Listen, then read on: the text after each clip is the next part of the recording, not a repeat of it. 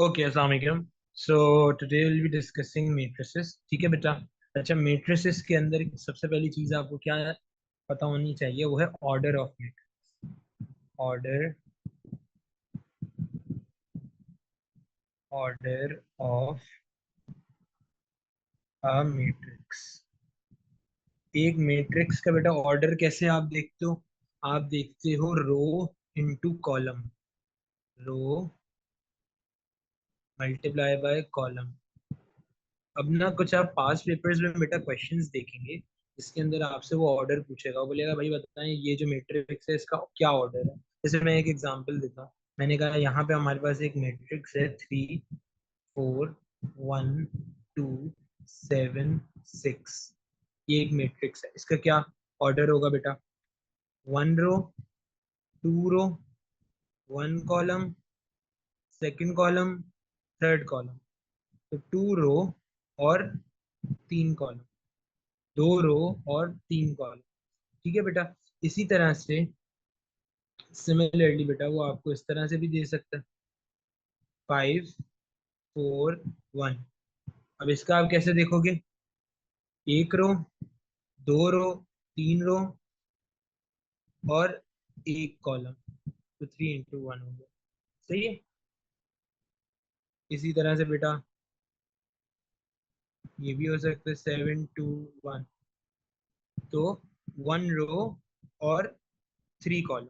तो कभी भी आपसे ऑर्डर पूछ लेना, वो बोले कि भाई मैट्रिक्स का क्या order, define the order of matrix. तो आपने इस तरह से कहना, आपने कहा अच्छा यार ये रो है और 3 कॉलम है, तो 1 रो और 3 कॉलम आपके पास ऑर्डर ऑफ मैट्रिक्स आ गया।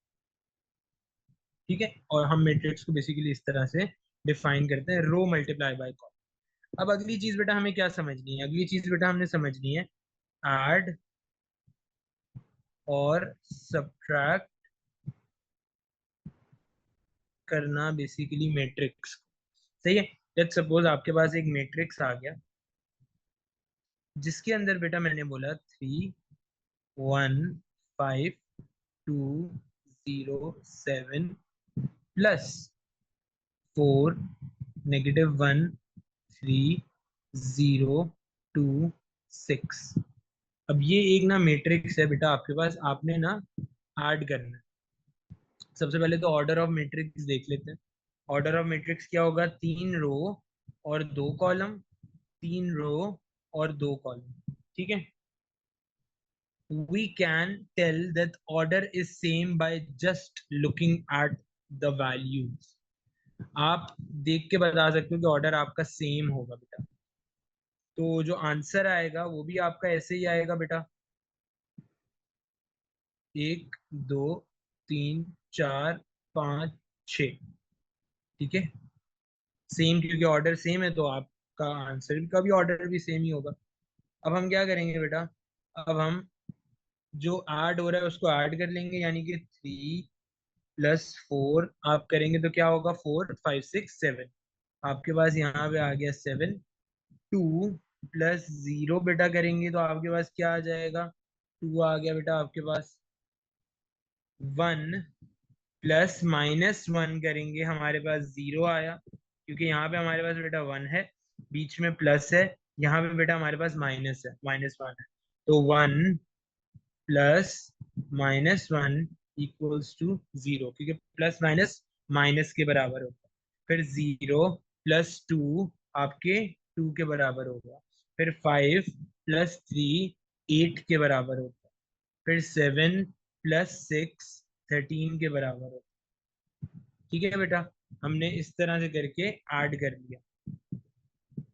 इसी तरह से सिमिलरली बेटा हमारे पास दूसरा क्वेश्चन है। अब हमारे पास सब्ट्रैक्शन का क्वेश्चन आया, 2 3 -1 -4 -2 3 4 -5।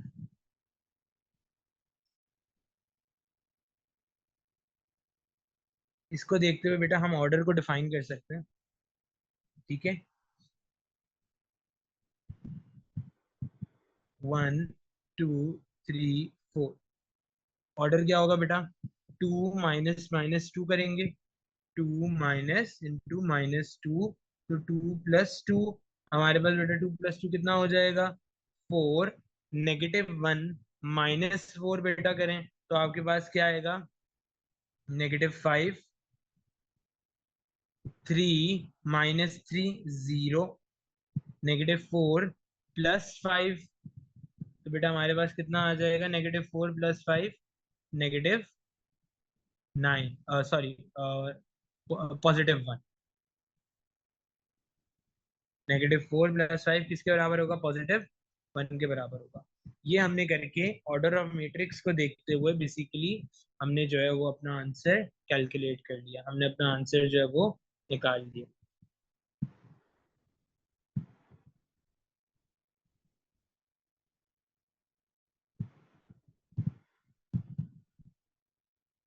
ठीक है बेटा, अब आगे चलते हैं। अब हम सीखते हैं बेटा मल्टीप्लिकेशन। अब हम सीखते हैं मल्टीप्लिकेशन।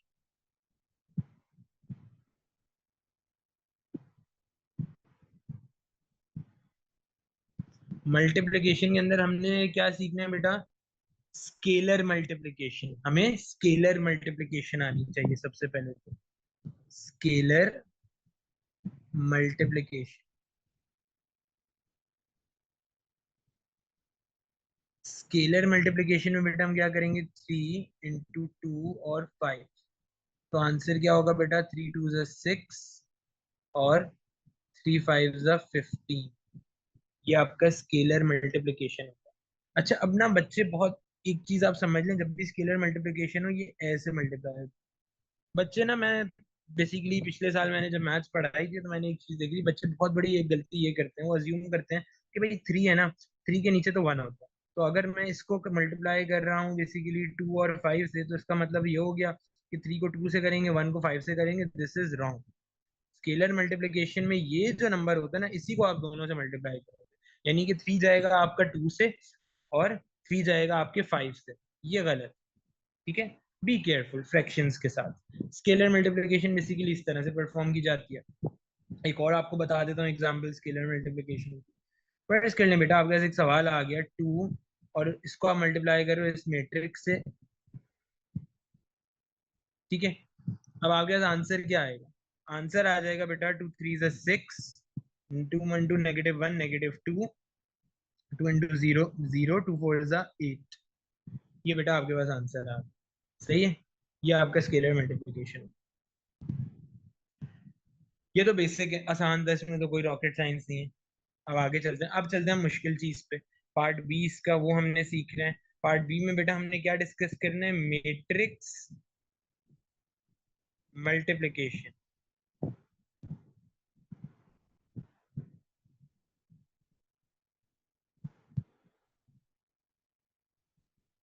ठीक है, फिर हम मैट्रिक्स जब ट्रांसफॉर्मेशन पढ़ेंगे तो उसमें भी ये काम आएगी। अब मैट्रिक्स मल्टीप्लिकेशन के अंदर हमने ना कुछ स्टेप्स को बेटा फॉलो करना होता है। स्टेप्स क्या क्या होते हैं आपके? सबसे पहले तो write the order of both matrix and check if they are allowed to multiply. Make empty matrix. ठीक है, फिर हम एरो बनाते हैं फर्स्ट और सेकंड, और फिर हम ना उसको नेम कर देते हैं, उसको नाम दे देते हैं, और फिर फाइनली आप क्या करते हो? आप मल्टीप्लाई करते हो। तो स्टेप्स में आपको बता देता हूँ। सबसे पहले क्या होता है बेटा? सबसे पहले हम लिखते हैं ऑर्डर, ऑर्डर ऑफ बोथ। अब हम मैट्रिक्स मल्टीप्लिकेशन कर रहे हैं, पहले तो हमने स्केलर मल्टीप्लिकेशन सीखी है ना, अब हम मैट्रिक्स मल्टीप्लिकेशन सीख रहे हैं। Order of both matrix. सही है, पहले हम ऑर्डर लिखेंगे बेटा दोनों मैट्रिक्स का, फिर हम चेक करेंगे कि if they are allowed to be multiplied, then check if they are allowed to be multiplied। फिर आप देखते हो कि भाई क्या ये मल्टीप्लाई हो सकते हैं या नहीं। इसको देखने के बाद बेटा अगला काम हम ये करते हैं कि हम एम्प्टी मैट्रिक्स बनाते हैं। Number 2, make empty answer matrix. फिर mark arrows.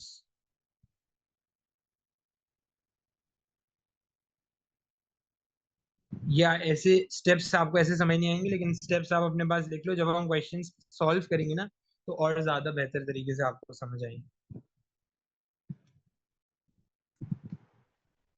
Mark arrows. First वाले मैट्रिक्स में हम क्या एरो मार्क करेंगे बेटा, ये वाला एरो होगा। सेकंड वाले मैट्रिक्स में बेटा हम क्या एरो मार्क करेंगे, ये वाला एरो आप मार्क करोगे। Then name them.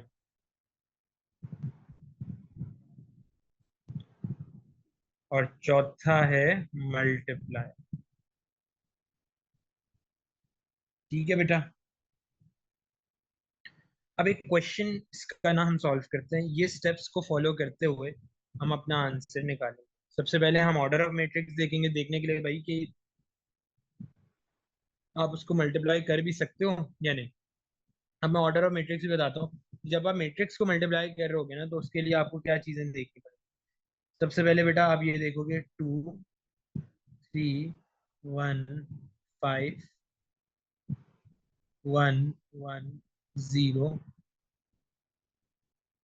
4 3 6। इसका ऑर्डर क्या होगा बेटा, 2 रो और 2 कॉलम। और दूसरा लेकर क्या होगा बेटा, 2 रो और 3 कॉलम। अब इसमें हम देखेंगे कि जो पहले वाले का कॉलम है और दूसरे वाले की रो है वो आपस में मैच करनी चाहिए। अगर वो बेटा आपस में मैच कर रही हैं तो फिर आप इनको मल्टीप्लाई कर सकते हैं। ठीक है, अगर वो आपस में मैच कर रही हैं तो फिर हम इनको बेटा मल्टीप्लाई कर सकते सर मैं समझा नहीं, क्या कहा आपने अभी? हैं। बेटा मैंने ये कहा कि आपने सबसे पहला स्टेप क्या करना है, आपने ऑर्डर ऑफ मैट्रिक्स देख, आपने ऑर्डर ऑफ मैट्रिक्स देख लिया। अब पहले वाले मैट्रिक्स का आ रहा है ऑर्डर 2 रोज एंड 2 कॉलम, जैसे अब मैंने आपको शुरू में सिखाया था ना ऑर्डर ऑफ मैट्रिक्स देखना। आपने देख लिया 2 रो और 2 कॉलम आ रहा है। दूसरे वाले मैट्रिक्स का बेटा 2 रो और 3 कॉलम आ रहा है। ठीक है, तो जो पहले वाले मैट्रिक्स का बेटा कॉलम है और दूसरे वाले मैट्रिक्स की बेसिकली रोज हैं, वो दोनों आपस में मैच करनी चाहिए। अगर वो मैच करेंगी तो इसका मतलब है कि आप उनको मल्टीप्लाई कर सकते हो। अगर ये मैच नहीं करेंगी तो आप नहीं मल्टीप्लाई कर सकते, यानी कि इसका कॉलम, पहले वाले का कॉलम और दूसरे वाले की रो, ये दोनों मैच होनी चाहिए। अगर ये मैच करेंगी तो फिर आप बेटा मल्टीप्लाई कर सकते हैं। अगर ये मैच नहीं करेंगी तो फिर आप मल्टीप्लाई नहीं करेंगे। तो ये आपने चेक कर लिया ऑर्डर ऑफ मैट्रिक्स। और ये जो 2 और 3 बचा है ना रिमेनिंग, ये आपका आंसर मैट्रिक्स बनेगा। ये जो 2 और 3 बचा है ये बेटा बेसिकली हमारा आंसर मैट्रिक्स बचेगा।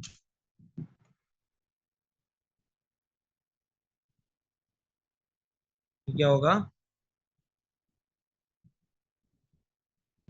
Answer matrix. ये हमारा आंसर मैट्रिक्स बचेगा। आंसर मैट्रिक्स हमारा क्या होगा, 2 × 3, यानी कि 2 रो और 3 कॉलम। 2 रो और 3 कॉलम, ये आंसर मैट्रिक्स। ठीक है बेटा, ये हमने समझ आ गया। सबसे पहला स्टेप यही करने कि हमने ना ऑर्डर ऑफ मैट्रिक्स देखा। ऑर्डर ऑफ मैट्रिक्स देखने के बाद फिर हमने डिसाइड करना। अब हमने क्या करना है, अब ना हमने एरो बना लेना। पहले वाले मैट्रिक्स का क्या एरो बनेगा, फर्स्ट वाले का ये, दूसरे वाले का डाउन, ऐसे, ऐसे, और ऐसे, ऐसे, ऐसे। ये आपने जो है वो बेसिकली बना लिया। इस तरह मैं लिख देता हूं, up, down, left, middle, right, और इनको नाम भी दे दिया। ठीक है, एरोज बना लें। एरोज बनाने के बाद आप इनको नाम भी दे दीजिएगा। सही है बेटा, हमारा आंसर मैट्रिक्स ये रहा बना हुआ। तो अब हम क्या करेंगे, सबसे पहले अप को लेफ्ट से मल्टीप्लाई करेंगे, फिर बेटा अप को मिडिल से मल्टीप्लाई करेंगे, फिर अप को राइट से मल्टीप्लाई करेंगे, फिर बेटा हम डाउन एल करेंगे मल्टीप्लाई, फिर डाउन मिडिल करेंगे और फिर डाउन राइट करेंगे। मैं यहाँ पे लिख भी देता हूँ, up left, up middle, up right, down left, down middle, down right. इससे आसान कोई तरीका नहीं है। अगर कोई आपको बताता भी इससे आसान तरीका तो वो फिर गलत आंसर आएगा आपका। इससे आसान इसको सॉल्व करने का कोई तरीका नहीं, ये सबसे बेस्ट तरीका होता है बेटा। सही है।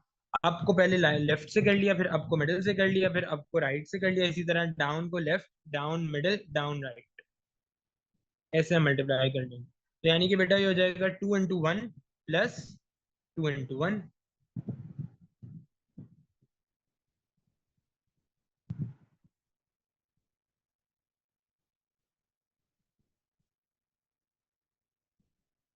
ठीक है। फिर बेटा नेक्स्ट क्या होगा आपका? नेक्स्ट होगा बेटा 2 into 0 और 1 into 4। 2 into 1 plus 1 into 1। सही है। यानी कि ये जो 2 है, पहले इस 2 को आप बेटा 1 से मल्टीप्लाई करोगे, फिर इस 2 को बेटा आप दूसरे वाले 1 से मल्टीप्लाई करोगे। ठीक है। फिर 2 को 0 से मल्टीप्लाई करोगे और फिर 1 को 4 से मल्टीप्लाई करोगे। पहले वाले का बेटा हमारे पास क्या आंसर आएगा? यूएल का आंसर आ जाएगा बेटा 3। फिर अप मिडिल क्या होगा बेटा? 2 into 0 और 1 into 4।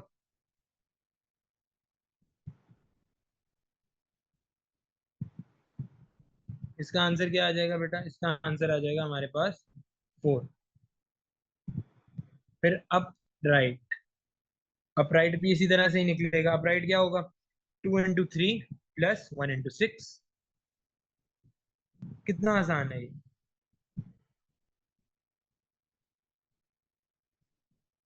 तो 2 3 6 प्लस 6 क्या होगा? 12। फिर डाउन लेफ्ट कर लेते हैं। डाउन लेफ्ट क्या होगा बेटा? 3 into 1 प्लस 5 into 1।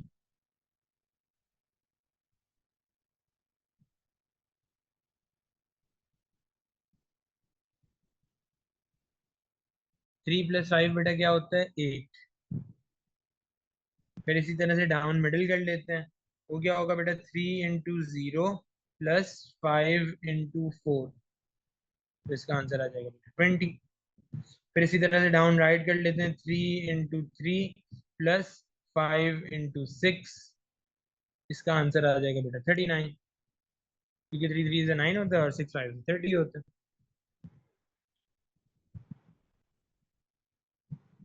ये हमने बना लिए। अब हम अपना आंसर मैट्रिक्स बनाते हैं। आंसर मैट्रिक्स क्या बन रहा था? 2 रोज और 3 कॉलम। 2 into 3 था ना हमारा आंसर मैट्रिक्स। तो 2 रोज और 3 कॉलम का आप मैट्रिक्स बना लीजिए, आपका आंसर मैट्रिक्स हो जाएगा। तो आप इसको इसी तरह से लिखेंगे। सबसे पहले आ जाएगा बेटा up left 3, up middle 4, up right 12, down left 8, down middle 20, down right 39। This is going to be your final answer. Up left, up middle, up right, down left, down middle, down right. सही है। मैं इसको फिर से बेटा एक बार explain कर देता हूँ हमने क्या किया। सबसे पहले हम ऑर्डर ऑफ मैट्रिक्स चेक करेंगे। ठीक है। ऑर्डर ऑफ मैट्रिक्स कैसे पता चलेगा? जो दूसरे वाले की कॉलम है वो पहले वाले का कॉलम है बेटा दूसरे वाले की रो से मैच करना चाहिए, और जो रिमेनिंग 2 बचेंगे वो आपके आंसर मैट्रिक्स कहलाएंगे। सही है। फिर उसके बाद आप क्या करेंगे? उसके बाद आप ना एम्प्टी मैट्रिक्स बनाएंगे आंसर मैट्रिक्स के लिए, जैसे हमने बनाया था। ठीक है। आंसर मैट्रिक्स बना लिया। फिर उसके बाद बेटा हम क्या करेंगे? हम एरोज मार्क करेंगे। पहले फर्स्ट वाले का ये वाला एरो आप मार्क करोगे, और फिर सेकंड वाले का जो है एरो जो आपके सामने शो हो रहा है वो आप मार्क करेंगे डाउन वाला पहले। अप और फिर डाउन। फिर उनको नाम दे दोगे। नाम देने के बाद आप मल्टीप्लाई कर दोगे। ये हमने क्वेश्चन एक कर लिया। क्वेश्चन में हमारे पास है 2 1 3 5 और फिर 1 1 0 4 3 6। ठीक है। अब हमने क्या किया? सबसे पहले तो इनका ऑर्डर देख लिया। पहले वाले का बेटा ऑर्डर क्या आ रहा है? 2 into 2 रोज और 2 कॉलम, और दूसरे वाले का बेटा ऑर्डर क्या आ रहा है, 2 रोज और 3 कॉलम। आपने चेक कर लिया इसका ऑर्डर ऑफ मैट्रिक्स, तो आपको समझ आ गया कि भाई मैच कर रहा है, इसका मतलब इसका आंसर बन सकता है। ठीक है, आपने फिर आंसर मैट्रिक्स बना लिया, एम्प्टी मैट्रिक्स बनाया आंसर मैट्रिक्स के लिए। फिर उसके बाद बेटा आपने क्या किया, उसके बाद आपने देख लेना है कि आपने ना इनको नाम दे दिया। नाम आपने कैसे दिया, अप डाउन लेफ्ट। पहले वाले को आपने अप डाउन का नाम दे दिया, दूसरे वाले को बेटा आपने left middle right, left middle right. सही है, इस तरह से करके आपने इनको नाम दे दिया। नाम देने के बाद बेटा आप क्या करेंगे, आप फिर मल्टीप्लाई करेंगे, पहले अप लेफ्ट, फिर अप मिडिल, फिर अप राइट, फिर डाउन लेफ्ट, फिर डाउन मिडिल, और फिर डाउन राइट। ठीक है, ये सब करने के बाद बेटा जो आपके पास फाइनल आंसर आएगा वो आपका आंसर मैट्रिक्स बन जाएगा।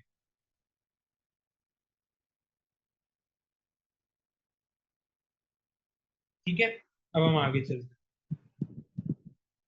अब एक सवाल बेटा मैं आपको दे रहा हूँ, आप अटेम्प्ट करें। क्वेश्चन है बेटा ये आपके सामने स्क्रीन पे, 3 5 1 6 2 8 3 0 2। ये बेटा मैट्रिक्स है, आपने इनको मल्टीप्लाई करना है। ये मैट्रिक्स मल्टीप्लिकेशन कहलाती है। इसको जल्दी से अटेम्प्ट करें और मुझे आंसर। अच्छा भाई, अब हम आगे चलते हैं बेटा डिवीजन ऑफ मैट्रिक्स पे। मैट्रिसेस ना आपस में डिवाइड नहीं होते, लेकिन ओ लेवल है तो ओ लेवल में हमने कहा चलो कर लेंगे डिवाइड भी। उन्होंने डिवीजन का भी एक रूल बना लिया। लेट्स सपोज आपके पास बेटा इस तरह से कुछ है, ए एक्स इक्वल्स टू बी। मैंने कहा भाई एक्स को सब्जेक्ट बनाओ, तो टेक्निकली देखा जाए तो होता तो ऐसे ही है, x equals to b upon है। ठीक है, होता तो ऐसे ही है। अगर आपको कोई नंबर दे दिया जाए या फिर ए या कोई वैल्यू हो और बी कोई वैल्यू, तो करेंगे हम ऐसे ही। लेकिन मैट्रिसेस में ऐसा नहीं हो। अगर मैट्रिसेस हो ना बेटा और इस तरह से आपको एक इक्वेशन दी हुई है, तो फिर हम ये नहीं कर सकते। फिर हमें क्या करना पड़ेगा, x equals to A inverse B. ये जो ए मैट्रिक्स होगा ना, मैट्रिसेस की बात कर रहा हूँ, ठीक है, नंबर की बात नहीं कर रहा, मैट्रिसेस की बात कर रहा हूँ। और ये जो a-1 है ना, a⁻⁻⁻⁻⁻⁻, ये इनवर्स ऑफ अ मैट्रिक्स। ये क्या है, इनवर्स ऑफ अ मैट्रिक्स। ठीक है, तो ये बेसिकली हमें करना पड़ेगा, इसका इनवर्स निकालना पड़ेगा। अब इनवर्स कैसे निकलेगा, इनवर्स में भी स्टेप्स होते हैं। इनवर्स ऑफ अ मैट्रिक्स, ये हमारा नेक्स्ट पार्ट है, ये हमारा नेक्स्ट टॉपिक ऑफ डिस्कशन है। Inverse of a matrix. Let's suppose मेरे पास एक मैट्रिक्स है, A equals to A C B D. ये हमारे पास एक मैट्रिक्स है। अब मुझे ना इसका इनवर्स निकालना है, तो मैं क्या करूंगा, सबसे पहले तो बेटा मैं इसका डिटर्मिनेंट निकालूंगा।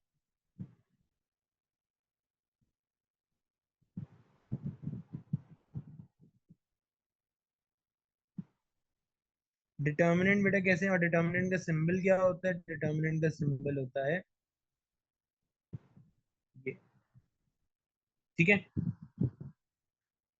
और इसको आप डी ई टी ए भी कह सकते हैं, और इसको आप ए बी सी डी ऐसे भी लिख सकते हैं।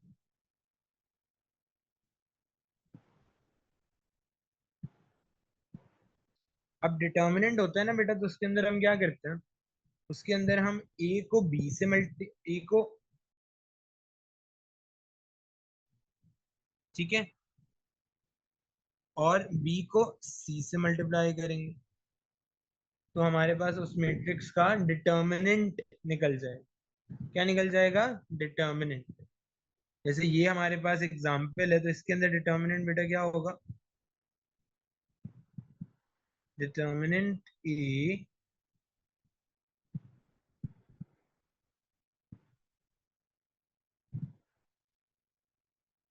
Determinant A equals to A B, sorry A D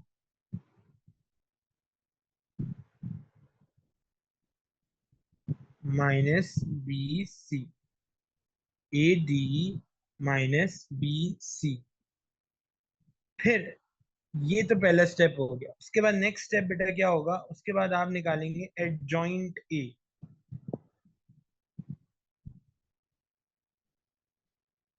adjoint A में आप क्या करेंगे, flip main diagonal and change other sign.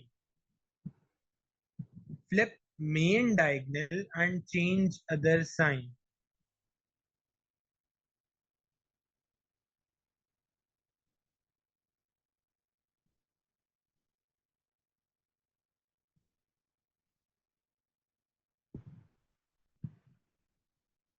सही।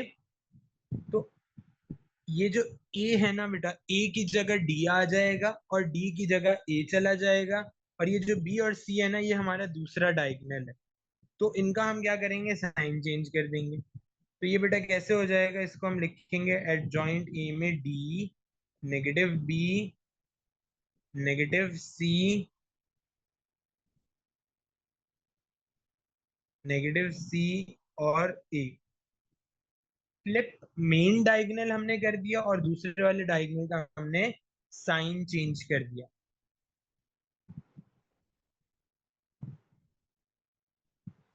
एडजॉइंट निकालने के बाद बेटा अब हम क्या करेंगे,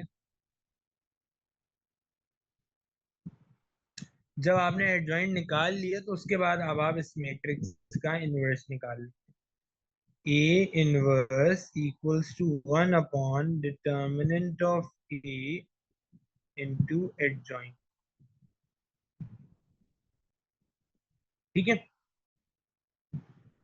लेट्स सपोज एक सवाल है बेटा। अच्छा पहले आप इसको कॉपी कर लो।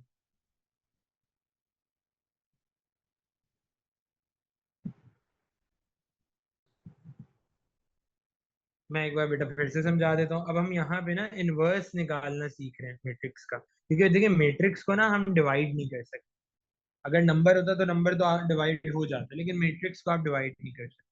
तो डिवीजन नहीं कर सकते तो बेटा हम क्या करते हैं, हम उस मैट्रिक्स का इनवर्स निकाल लेते हैं।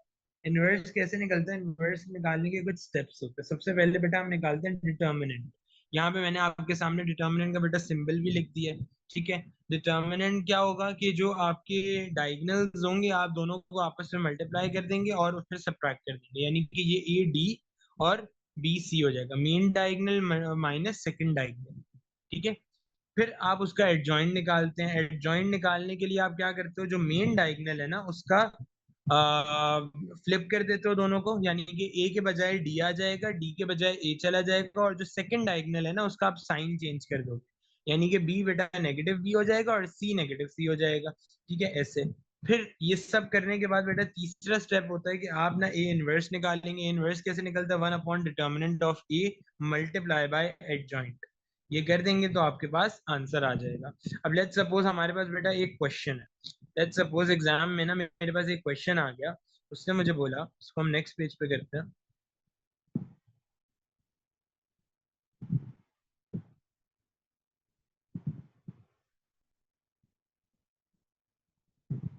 लेट्स सपोज बेटा एग्जाम में मेरे पास एक सवाल आ गया। ठीक है। क्वेश्चन है, ए एक मैट्रिक्स है बेटा जिसकी कुछ इस तरह से वैल्यूज है 1 3 -2 4, और मुझे ना इस मैट्रिक्स का इनवर्स निकाल, फाइंड ए इनवर्स। तो वो जो स्टेप्स है बेटा उसी को ही फॉलो करते हुए मैं इसका इनवर्स निकाल लूंगा। सबसे पहले हम क्या करेंगे बेटा, सबसे पहले हम डिटर्मिनेंट निकाल लेंगे। डिटर्मिनेंट ए इक्वल्स टू, क्या करेंगे, मल्टीप्लाई कर देंगे मेन डायगोनल और सेकंड डायगोनल को, फिर आपस में सब्ट्रैक्ट कर देंगे। तो ये हो जाएगा बेटा 1 × 4 -3 × -2। 1 × 4 -3 × -2। ठीक है। तो ये क्या हो जाएगा बेटा, ये बन जाएगा आपका 4 माइनस माइनस प्लस 3 × 2 = 6। आपका आंसर आ जाएगा 10। ये डिटर्मिनेंट ए हो। फिर हम एडजॉइंट निकाल लेंगे बेटा।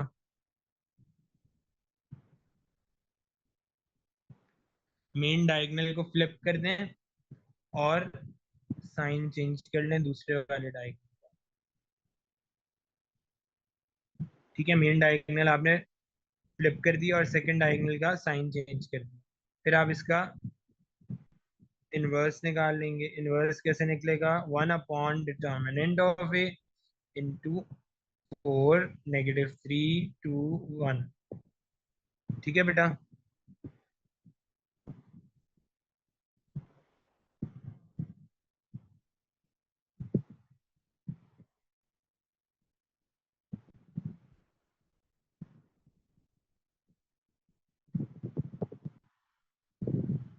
तो ये आपका आंसर हो गया इनवर्स का। ठीक है, ये आपके पास आंसर आ गया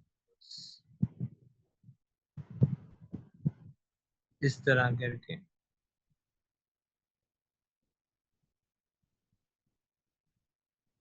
अगर आप इसको फर्दर करना चाहें तो 4/10 कर दें, -3/10 कर दें, और 2/10 कर दें, और 1/10 कर दें।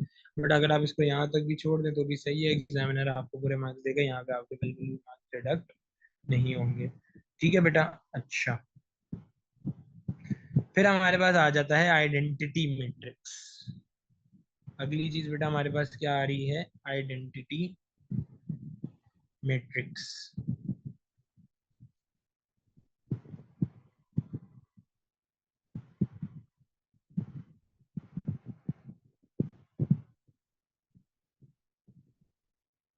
आइडेंटिटी मैट्रिक्स क्या होता है बेटा? आइडेंटिटी मैट्रिक्स आपका बराबर होता है इस तरह से 1 0 0 1। ठीक है। If we multiply any matrix with identity matrix, that matrix stays unchanged. अगर आप किसी भी मैट्रिक्स को बेटा आइडेंटिटी मैट्रिक्स के साथ मल्टीप्लाई करेंगे तो वो मैट्रिक्स ही आपको वापस मिल जाएगा। ठीक है।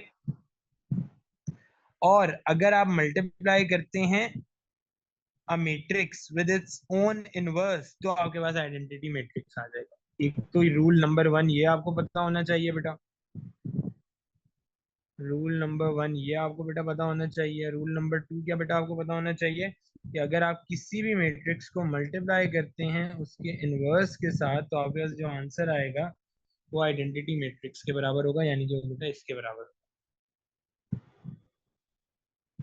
ऐसे नहीं समझ आएगी सर, जब तक कोई क्वेश्चन नहीं आप मुझे करा के दिखाएंगे तब तक तो हमें यकीन ही नहीं होगा कि ऐसा होता भी है, यानी ये जादू पॉसिबल है या ये जादू पॉसिबल ही नहीं है। तो बिल्कुल ये जादू पॉसिबल है। मैं एक आपको क्वेश्चन करा के दिखाता हूँ। अभी हमने जो बेटा एक मैट्रिक्स निकाला था उसी को ही ले लेते हैं। 4 2 -3 और 1। इसको हम मल्टीप्लाई करते हैं आइडेंटिटी मैट्रिक्स से, देखते हैं हमारे पास आंसर सेम आता है या नहीं आता। अगर आया तो फिर मैजिक होगा, नहीं आया तो फिर नहीं है मैजिक। इसको मल्टीप्लाई करते हैं बेटा। मल्टीप्लाई करेंगे तो कैसे होगा? 4 × 1 कितना होता है? 4 1 4 होगा। ठीक है।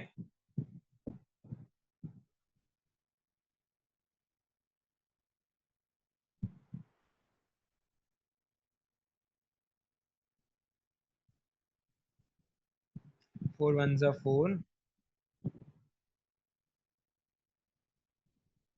ठीक है, मैट्रिक्स मल्टीप्लिकेशन है ना। तो मैट्रिक्स मल्टीप्लिकेशन में बेटा हम क्या करते थे? मैट्रिक्स मल्टीप्लिकेशन में हम ऐसे ही करते हैं मल्टीप्लाई।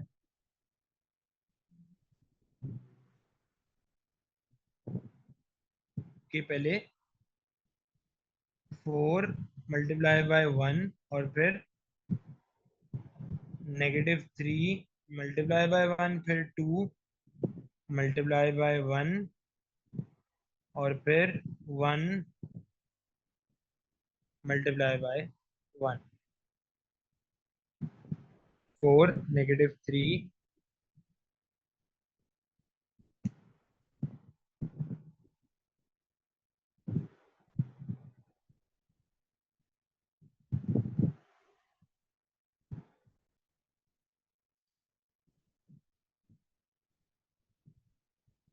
ठीक है, तो ये सेम आ रहा है। सेम आने का मतलब है कि ये सही है। ठीक है, तो ये बताना ये चाह रहा हूँ कि बेसिकली जब भी आप बेटा मल्टीप्लाई करते हैं तो आपके पास आंसर जो है वो सेम ही आएगा।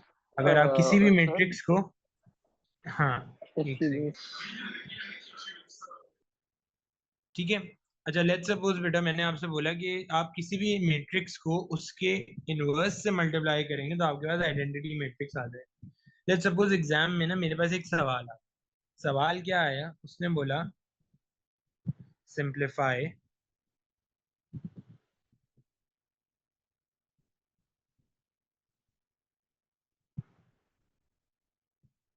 ए, एक मैट्रिक्स है ए, आप उसको उसके इनवर्स के साथ मल्टीप्लाई कर रहे हो, और फिर ये तीसरा मैट्रिक्स। अब हमें पता है, अब ये सवाल आ गया, अब मैं इस पे पंचायत में नहीं पढ़ूंगा कि A multiply by A matrix कितना होगा, ए इनवर्स कितना होगा। मुझे पता है कि ए को आप अगर एक मैट्रिक्स को बेटा अगर आप उसके इनवर्स के साथ मल्टीप्लाई करते हो तो आपके पास सेम ही आंसर आएगा। सही है, तो वो इसके इनवर्स के ही बराबर होगा। अगर एक मैट्रिक्स को आप उसके इनवर्स के साथ मल्टीप्लाई करते हो तो वो उसके इनवर्स के ही बराबर होगा, और जब भी आप इनवर्स को एक मैट्रिक्स से मल्टीप्लाई करोगे तो फिर आपके पास सेम आंसर आएगा 7। ये क्वेश्चन आपको पूछेगा पेपर में। ठीक है, तो मुझे क्या स्टेप याद रखना, मुझे रूल ऑफ थंब मेरा ये होना चाहिए कि जब भी एक मैट्रिक्स को आप मल्टीप्लाई करते हो उसके इनवर्स के साथ तो आपके पास इनवर्स ही आता है। ठीक है बेटा, और जब आप इनवर्स को एक मैट्रिक्स के साथ मल्टीप्लाई करते हो तो वो आपके पास आंसर जो आएगा वो मैट्रिक्स के ही बराबर होगा। ये दो रूल मुझे याद है। whenever I multiply a matrix with its inverse तो मेरे पास वो मैट्रिक्स का ही आंसर आएगा। और जब भी बेटा एक मैट्रिक्स को आप उसके इनवर्स के साथ मल्टीप्लाई करोगे तो आपके पास बेसिकली इनवर्स आ जाएगा। अब इसकी लॉजिक क्या है, ये लॉजिक भी मैं आपको समझा दूं। लेट्स सपोज आपने बोला, जो मैं बात कर रहा हूँ ना, मैंने बोला ए मल्टीप्लाई बाय इनवर्स, ठीक है, A multiply by inverse equals to A. अब ये मुझे कैसे पता चला, ये ऐसे पता चला कि बेटा inverse equals to A in inverse into A. ठीक है, तो ये मुझे पता चल गया कि अच्छा जी ए इनवर्स मल्टीप्लाई बाय ए करें तो वो आपके इनवर्स के ही बराबर होता है। ये रूल ऑफ थंब मुझे नजर आ गया क्योंकि ये हमने प्रूव भी कर दिया है। ठीक है, मैट्रिक्स डिवाइड तो हो नहीं सकते, जब भी डिवीजन वाला केस होगा हम क्या करेंगे, उसका इनवर्स निकाल लेंगे। तो आपने बोला ए को अगर आप एक मैट्रिक्स है ए जिसको आप मल्टीप्लाई करो उसके इनवर्स के साथ तो क्या मैट्रिक्स सेम आएगा? बिल्कुल सर सेम आता है। कैसे पता चलेगा बेटा आपको? क्योंकि जो इनवर्स होगा फिर वो ए जो है उधर राइट हैंड साइड पे जाके ए का भी इनवर्स हो जाएगा, तो A inverse into A would be equal to inverse. ये आपके पास आंसर आ जाएगा बेटा। फिर इसी तरह से बेटा मैंने आपसे बोला, लेट्स सपोज इसी तरह से बेटा मैंने आपसे बोला 3 मल्टीप्लाई बाय बी इनवर्स। ये एक पास पेपर का सवाल है, ये भी कर लेते हैं, प्रैक्टिस हो जाएगी हमारी। अब ये हमारे पास आ गया, तो इसका क्या होगा बेटा, 3 मल्टीप्लाई बाय बी इनवर्स कितना होगा, इनवर्स के बराबर। तो ये जब भी किसी भी मैट्रिक्स को आप उसके इनवर्स के साथ मल्टीप्लाई करते हो तो आपका जो आंसर आता है वो उसका इनवर्स ही आता है। सही हो गया बेटा। तो जब आप मल्टीप्लाई करेंगे आपका क्या आंसर आएगा, 3 इंटू 1 3, 3 इंटू 0 0, 3 इंटू 0 0, 3 इंटू 1 3। ठीक है, ये आपके पास आंसर आ गया इसका।